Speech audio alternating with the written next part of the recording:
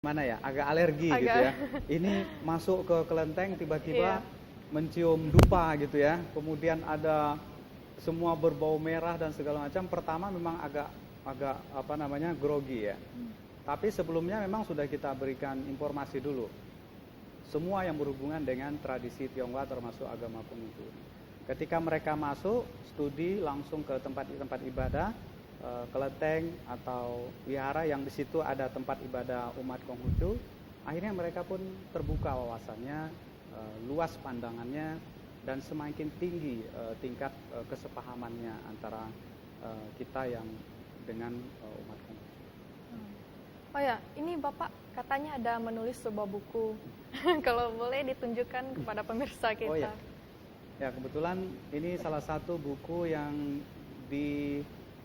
diterbitkan oleh Stein Press ya, atau IAIN Pontianak, sekarang sudah jadi IAIN.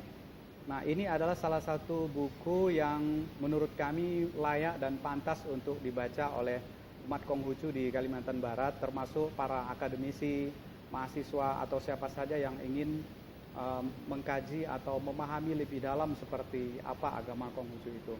Walaupun memang belum menjawab secara utuh ya, seperti apa sebenarnya agama Konghucu, tapi paling tidak yang sedikit ini memberikan pengayaan informasi terhadap agama Konghucu, baik sejarahnya, kemudian program-programnya, termasuk kelembagaannya yang ada di Indonesia.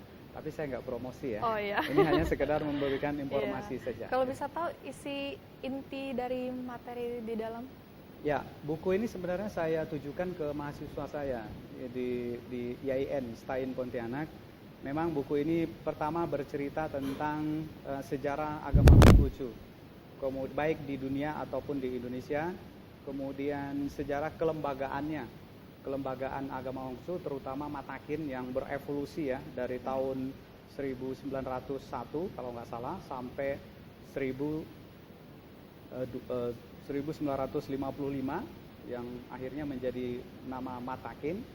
Lengkap sejarahnya dan programnya, dan yang jauh lebih penting adalah tulisan ini juga berbicara tentang ajaran-ajaran agama Konghucu, kemudian bagaimana konstelasi, kemudian proses-proses marginalisasi, peminggiran yang terjadi pada umat Konghucu, sampai pada konteks kekinian, bagaimana tantangan-tantangan umat Konghucu ke depannya. Sehingga memang buku ini dapat dijadikan bahan bacaan bagi siapa saja yang ingin tahu tentang agama Konghucu. Ya, dengan begitu pengetahuan kita akan menjadi lebih luas. Ya. Nah, ini dalam mempelajari, kemudian Bapak menulis sebuah buku, manfaatnya kira-kira bagaimana? Apa manfaatnya? Terima kasih. Kalau secara pribadi, karena kita kebetulan seorang tenaga pengajar, tentu ini sangat berguna untuk meningkatkan kompetensi kita sebagai dosen perbandingan agama, sehingga ketika mengajar agama-agama dunia, tentu kita akan semakin paham, semakin bisa mendekatkan para mahasiswa secara keilmuan antara satu dengan agama yang lain.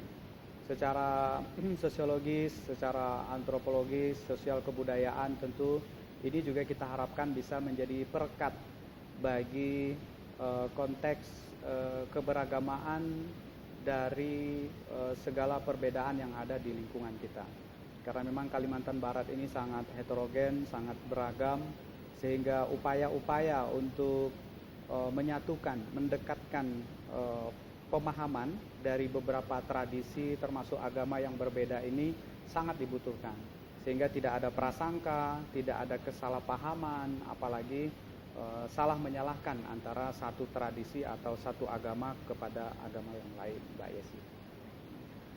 Terima kasih pemirsa. Tidak terasa kita sudah sampai di penghujung acara pada sore hari ini. Nah, semoga apa yang telah disampaikan oleh Bapak Samsul Hidayat dapat bermanfaat bagi kita di kehidupan sehari-hari.